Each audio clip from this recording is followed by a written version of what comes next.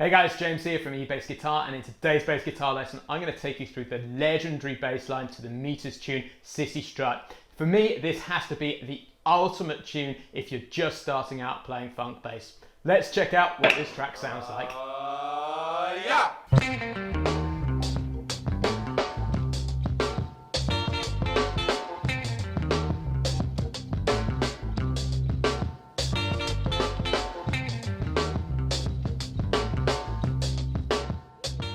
So the inspiration for this bass lesson comes from Paul Rouse, who's been a long-time member of the Bass Lab Plus and the eBassGuitar community. And he's just gone from playing in a standard rock and roll band to playing in a funk band. And he's asked me if I could take apart this legendary Cissy Strut bass line. And it struck me that I've played this tune hundreds upon hundreds of times, but I've always jammed or busked it. I've never actually gone back to the original. So this has been a great opportunity for me to visit the original George Porter Jr. bass line. And guess what? The elements of this bass line that I've been playing wrong for many, many years. So this lesson is a real treat to show you how the legendary Cissy Strut bass line works. But first of all, before we hit the lesson content, I'd love to know, what's your favorite funk bass line? Please let me know in the comments below.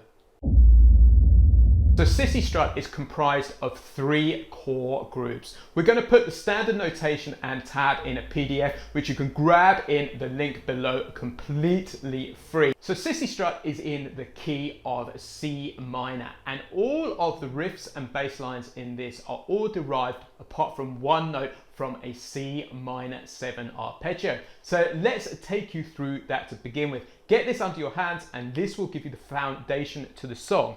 So the C minor arpeggio is a C at the 3rd fret on the A string, an E flat at the 6th fret on the A string, the G at the 5th fret on the D string, the B flat at the 3rd fret on the G string, and then the octave C at the 5th fret on the G string. So what I want you to do is get that under your hands to begin with. Just go up and down it, and that will give you a great foundation to start off with. So let's take the first riff apart. This is a 2-bar riff which sounds like this.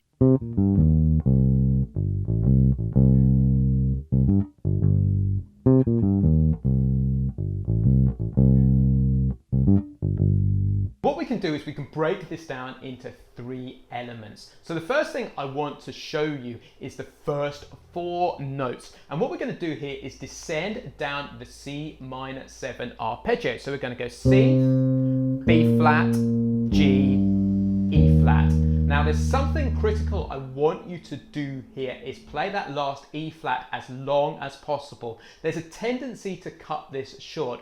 So this is what the first 4 16th notes sound like.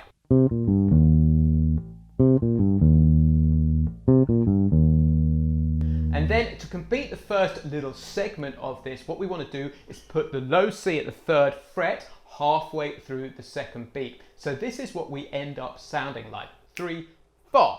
And again. Like that. So let's work on the next little segment, which sounds like this. And again. So if we take this apart, there's one note in here which is not from the C minor 7 arpeggio, and this is the A, which is at the 5th fret. So we can break this down further. So the first 2 notes are G to A, and we place this G right at the end of the 3rd beat on the last 16th note, and the A is placed directly on the 4th beat. So it sounds like this: 1, 2, 3. 1, 2, 3, 4. So that 4th beat is where the A is placed, and then just after the 4th beat, directly on the next 16th beat, is a C. So we end up with this. Like so. And then just on the very last 16th note of the bar, we end up with this. We go back to the C, back to the A rather, and then hit the C again directly on the 1st beat of the 2nd bar. So we end up with this phrase: 1, 2, 3. 1, 2, 3. So let's put those first two phrases together. And again. Like that. So that's the first part. Then there is one more phrase, and this is something that I had always played slightly differently. I tended to go with the guitar part on the record, but what I discovered when I listened to it is the bass line is actually a lot simpler. So this is how it goes. So it's 1, 2, 1, 2. And so how this works is this starts off with a C just at the end of the second beat on the last 16th note, and then we play a G at the 5th fret on the D string directly on the third beat. So we end up with this at 1, 2, 1, 2, and that lands directly on the third beat, and then just after that we have two 16th notes which are placed on beat 3 and 3 E and at the final 16th. So we end up with this 1, 2, and we want to hold those notes as long as possible. So it's 1, 2, 1, 2. And what I discovered about this groove is the notes are generally really long. So try and play all those notes as long and as legato and smoothly as possible. So let's put this together with the drum machine so you can hear what the whole riff sounds like.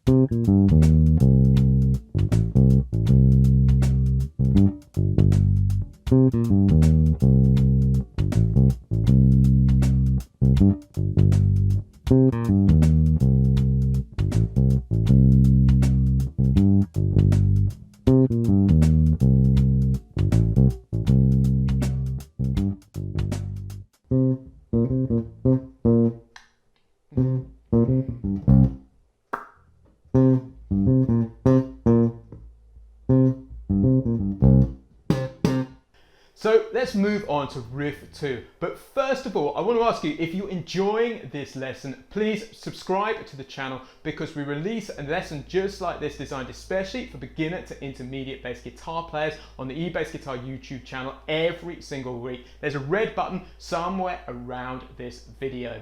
Okay, so riff 2 sounds like this.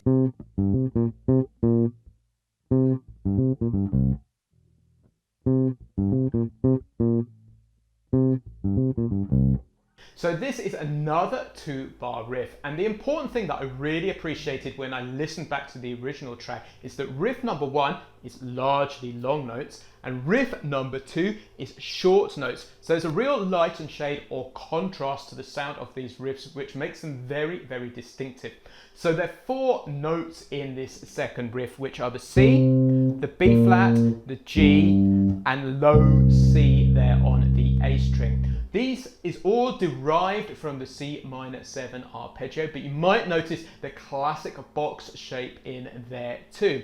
So let's take this part a few notes at a time. So let's start off with the first 3 notes, which sounds like this.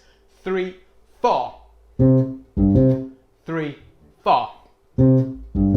So what that is a C, and then it drops down to the G on the last 16th note of the first beat, and then jumps back to the C directly on the second beat of the bar. And then just after the second beat of the bar, we add another B flat. So that's our next note. So this is what the riff sounds like with 4 notes. And again, like that. So once you've got that down, add in the next note, which is the 5th note, which is another C, which is placed directly on the last 16th note of the second beat of the bar. So it sounds like this. And again. And again. So once you've got that down, the next thing is to add in another B flat, which is placed just after the third beat of the bar on the second 16th note. So this is what it sounds like. And again.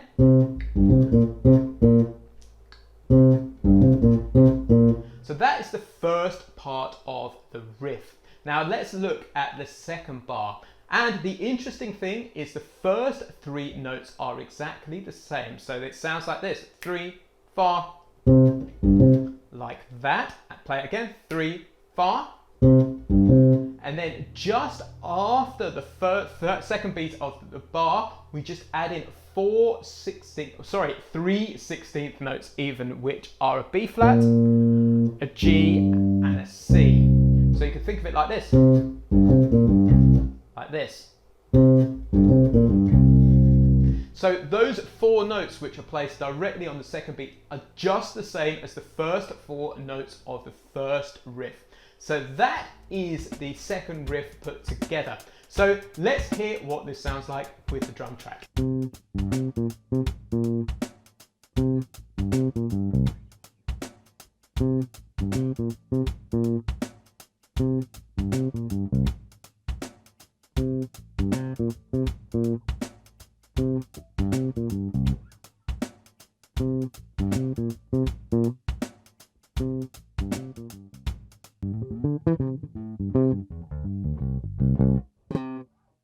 So there's one more riff, and this is used over the solo or the section where they start jamming a little bit in the middle of the tune. And the reality is George Porter Jr. never plays the same bass line twice. So this is a great moment to start stretching out a little bit.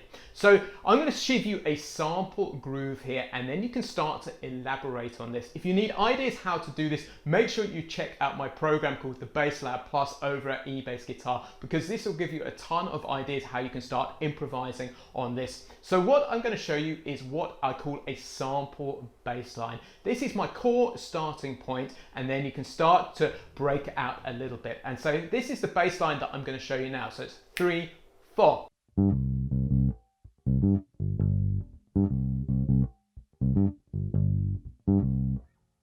Just a 1-bar bass line, and I'm going to break this down for you. So there are 2 sections to it. So this is the first one. So 3, 4. And then that G goes directly onto a C, which is placed on the first beat of the bar. Then just after the C, on the last 2 16th notes of the first beat, are 2 more C's. So we end up with a phrase which sounds like this: 3, 4.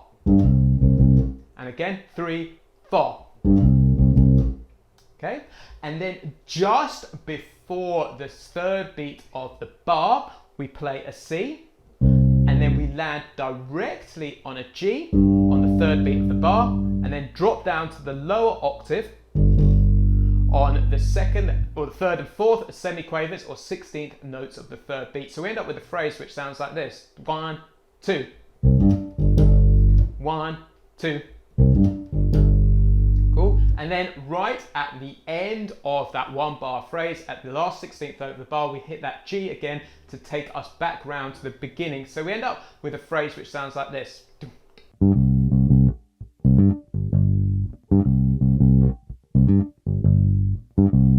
But as I said, this is literally just a starting point. There are so many variations and fun you can have with this bass line exploring. The point to start if you want to start jamming on this bass line is literally the C minor 7 arpeggio. This will give you all of the notes that you need to get going with. So to finish off this lesson, I'm going to have a bit of a jam on all 3 of the riffs so that you can see the sort of things that I would naturally play over. I'll start off with the original riffs, and then I'll start to break out, because these 3 riffs are just starting points, because there is so much fun that you can have with this track jamming over it.